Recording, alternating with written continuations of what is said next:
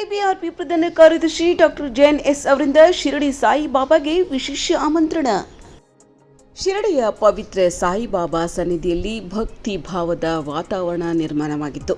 ಈ ಸಂದರ್ಭದಲ್ಲಿ ಕರ್ನಾಟಕ ರಾಜ್ಯ ಪ್ರಧಾನ ಕಾರ್ಯದರ್ಶಿಗಳಾದ ಡಾಕ್ಟರ್ ಜೈನ್ ಎಸ್ ಹಾಗೂ ಯಶವಂತಪುರ ವಿಧಾನಸಭಾ ಕ್ಷೇತ್ರದ ಅಧ್ಯಕ್ಷ ಮೋಹನ್ ಹಾಗೂ ಗೋವಿಂದರಾಜನಗರದ ವಿಧಾನಸಭಾ ಕ್ಷೇತ್ರದ ಅಧ್ಯಕ್ಷರಾದ ಗೋಪಾಲ್ ಕೃಷ್ಣ ಅವರು ಒಟ್ಟಾಗಿ ಶಿರಡಿ ಸಾಯಿಬಾಬಾ ಸಮಾಧಿಗೆ ಶಾಲು ಹೊದಿಸಿ ವಿಶೇಷ ಪೂಜೆ ನೆರವೇರಿಸಿದರು.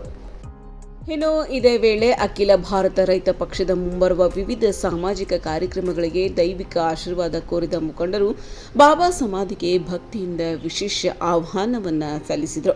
ಇನ್ನು ಮುಂಬರುವ ಪವಿತ್ರ ಗುರುಪೂರ್ಣಿಮೆ ಉತ್ಸವದ ಅಂಗವಾಗಿ ಬೆಂಗಳೂರಿನ ಮರಿಯಪ್ಪನ ಪಾಳ್ಯದಲ್ಲಿ ಹಮ್ಮಿಕೊಳ್ಳಲಾದ ಸಾಯಿಬಾಬಾ ಪೂಜಾ ಕಾರ್ಯಕ್ರಮದ ಆಮಂತ್ರಣ ಪತ್ರಿಕೆಯನ್ನು ಶಿರಡಿ ಸಾಯಿಬಾಬಾ ಪಾದಗಳಿಗೆ ಅರ್ಪಿಸಿ ಪೂಜೆ ನೆರವೇರಿಸಿದರು. ಇನ್ನು ಶಿರಡಿ ಮಂದಿರದ ಅರ್ಚಕರು ಮುಖಂಡರಿಗೆ ಆಶೀರ್ವಚನ ನೀಡಿ ಪ್ರಸಾದ ವಿತರಿಸಿದರು.